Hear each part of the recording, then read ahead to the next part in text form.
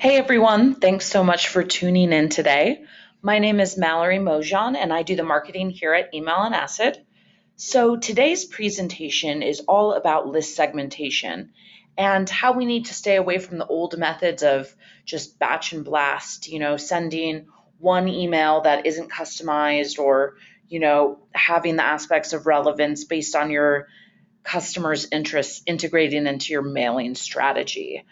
Even the word blast is kind of a word that can make marketers cringe.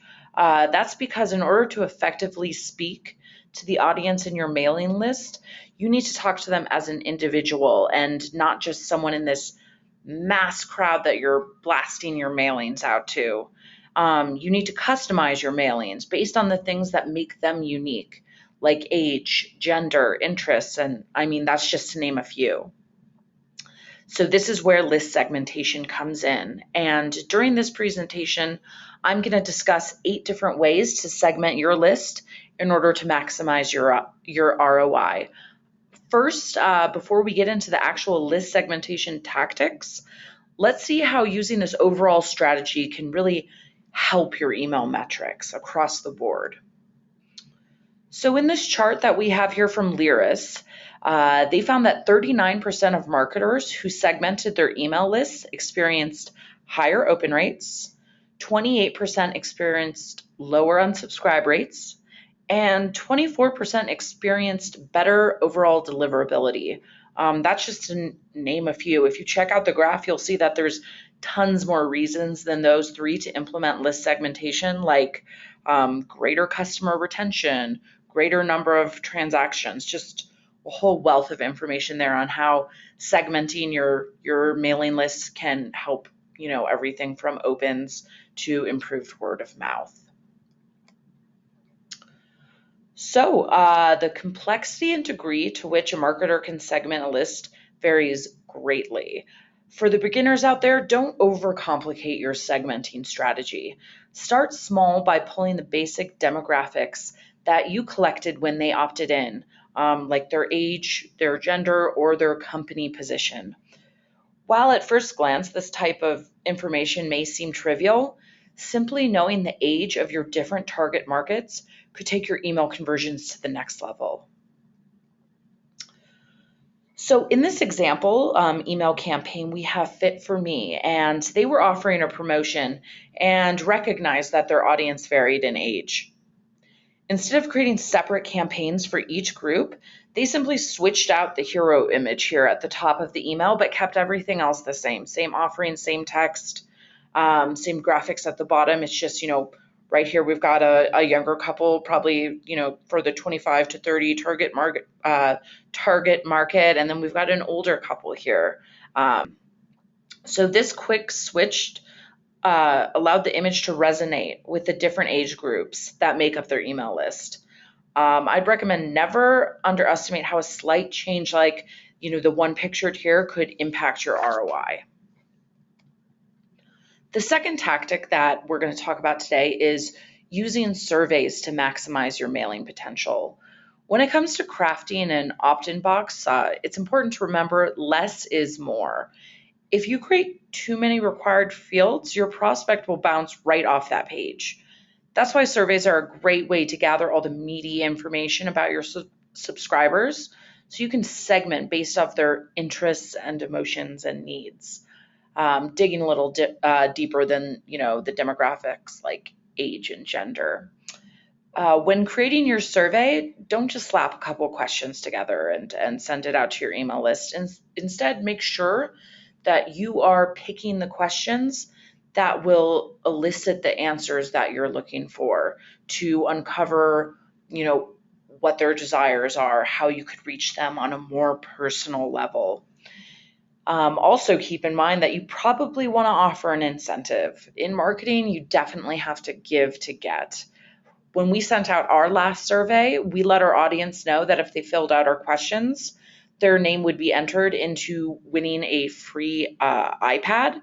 Needless to say, we got tons of submissions and lots of good, meaty information to sift through and then base our mailing strategy and segmentation off of.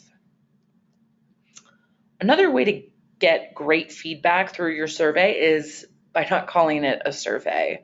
A survey can sound a little boring and time consuming. So instead, ModCloth, put a better ring to it by calling it a style quiz.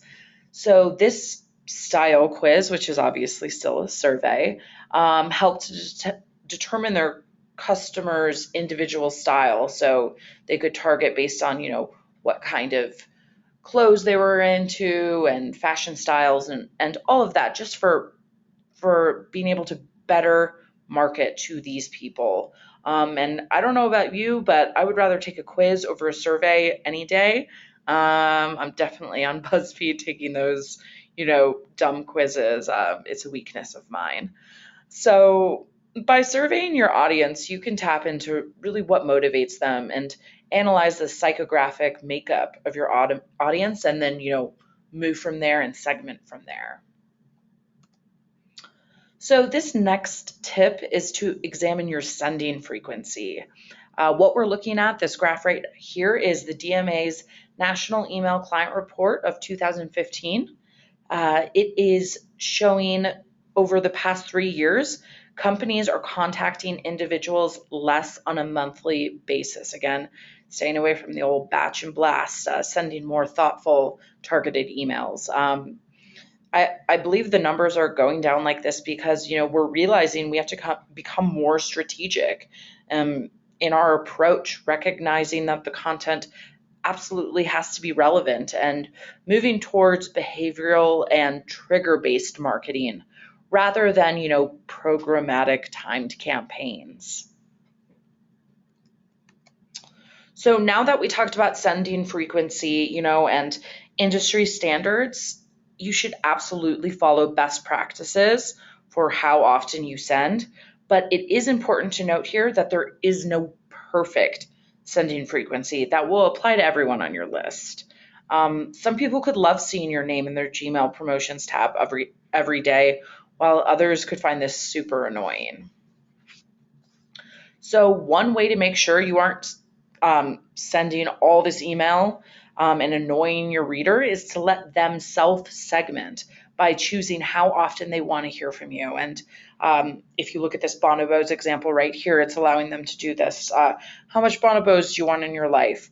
About once a week, once a month, I need a 30-day break, or unsubscribe me. So it's not only stopping an unsubscribe, like stopping them from leaving their list completely if they choose any other option than unsubscribe, but now they know how often that they should reach out to these people to make them happy or, to stop from annoying them.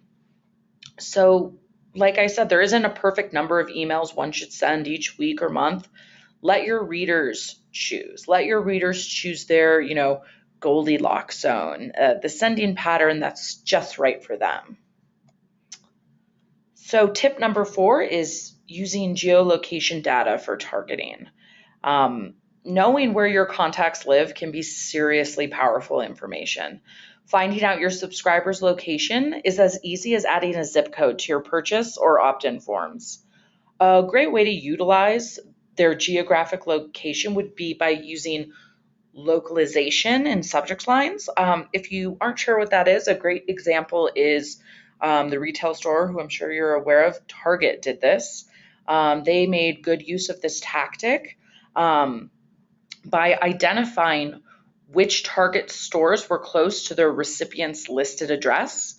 And from there, the email they sent them featured the name of the subscriber's local store in the subject line, as well as the store's telephone number and store-specific links. This makes it so much more relevant if I'm getting an email from the Target that's 5 miles away from my house, rather than one referencing a Target in a whole nother company, a whole nother, state or city or all that. I just would automatically delete that because I wouldn't find that relevant to me. So that's only one example of using geography in emails. You can also do like event-based marketing. If you've got an event coming up, in Denver, you could say, only send to people in my email list that are in a 50-mile radius. That's another example. So making sure, you're not asking someone, all the way in Europe to come to, lunch and learn in Denver. So S Digital made great use of geolocation in their marketing. They personalized their email copy really well in the email campaign they made for the Open Golf Championship.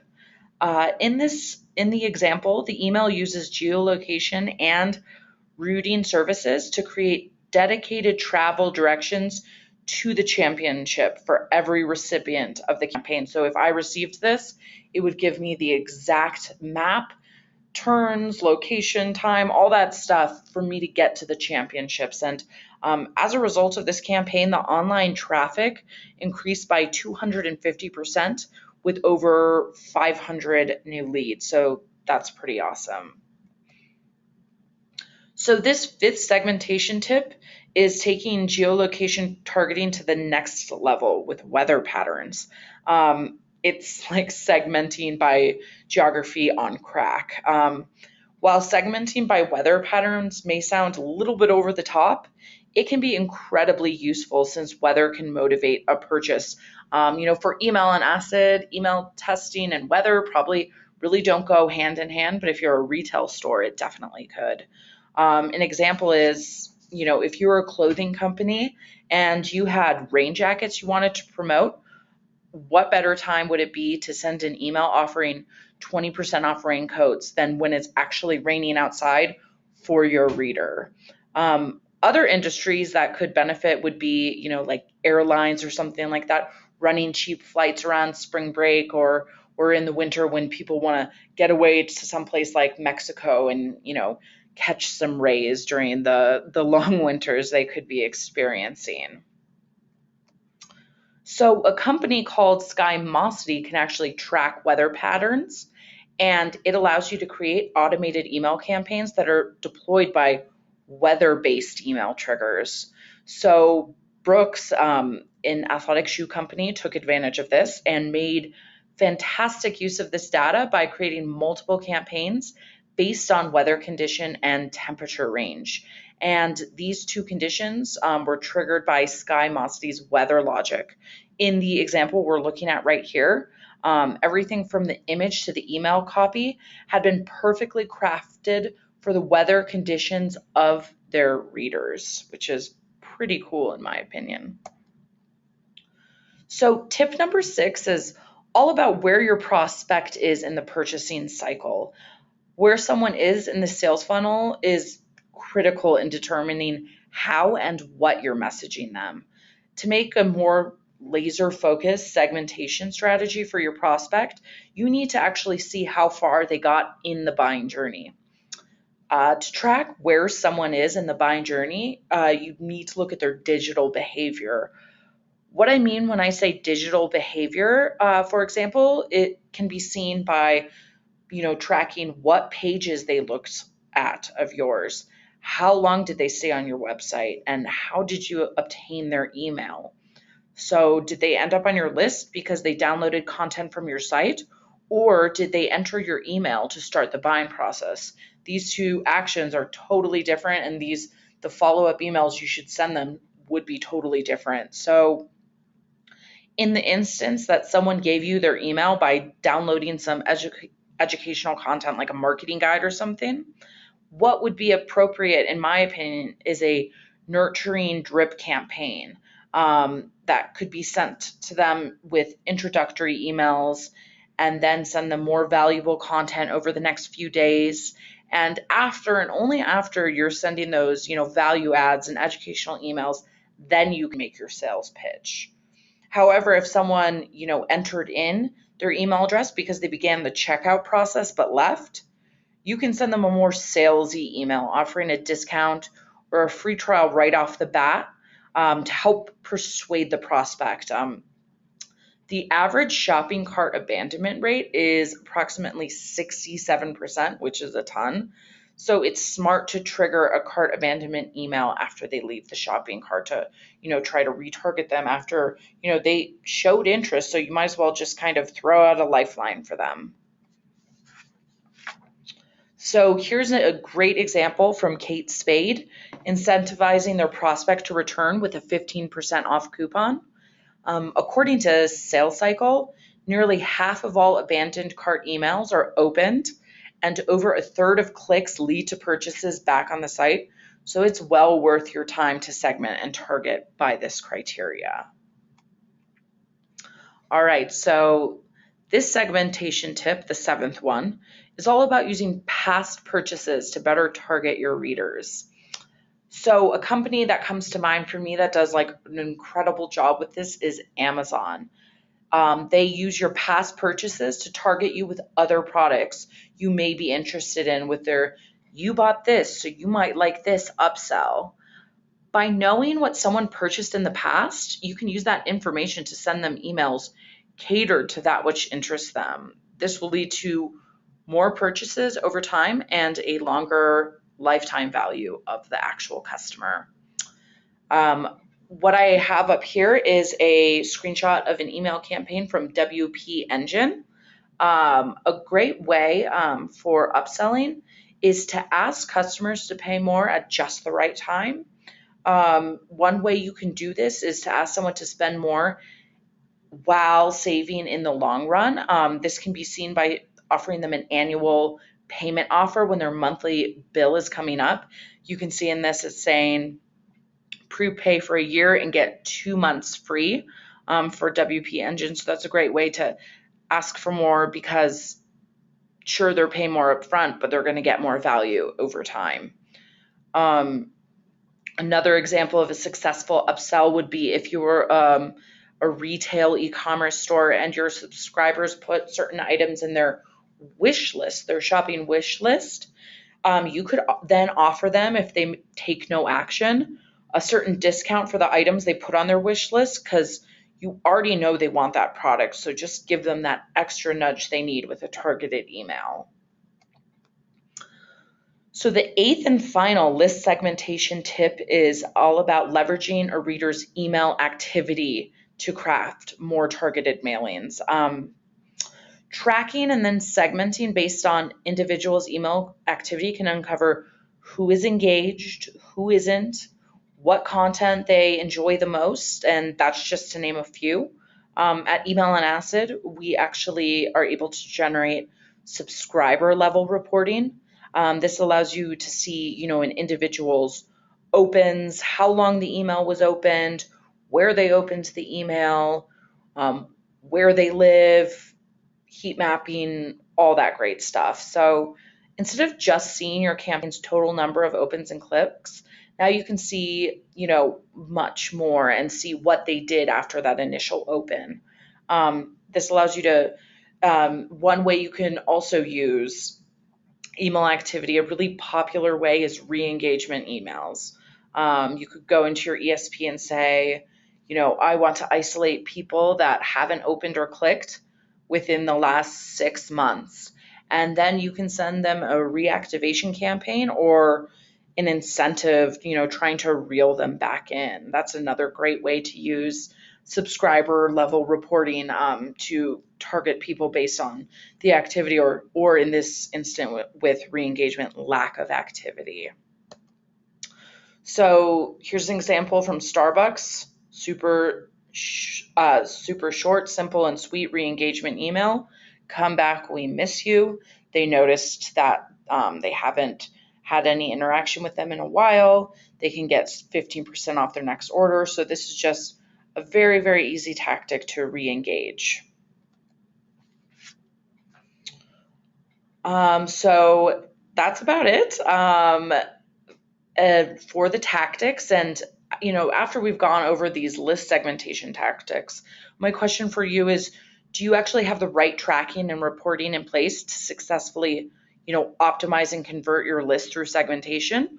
If you don't have the tracking in place to be able to capture all this data, it's going to be really hard to use these list segmentation techniques.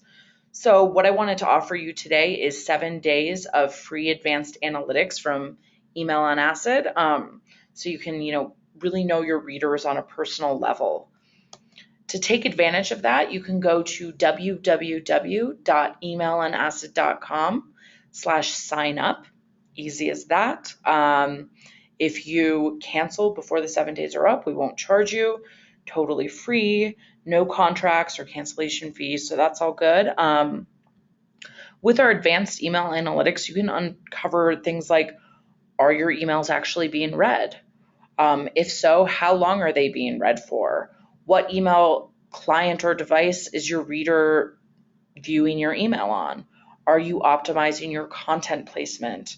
All that good stuff. There's tons more insight. So just check it out, see if it's right for you, see if it, can give you a better insight into your audience and essentially what makes them tick, so you can be sending them the right emails at the right time. So again, just follow that URL right there, and we can get you set up with 7 days free of advanced analytics, and you'll also get email testing, spam testing, design inspiration, all this great stuff. So try it out today if you really want to be able to segment and target your email audience. All right, so that's the end of the presentation, and I hope you're able to walk away with some new segmentation tricks and techniques. If you have any questions at all, don't hesitate to contact our support team. You can reach us at hello@emailandacid.com. We're always happy to help, whether that be a question about this webinar or email testing or analytics or anything like that. Just shoot us a line and we'll get back to you right away. Have a great day, guys.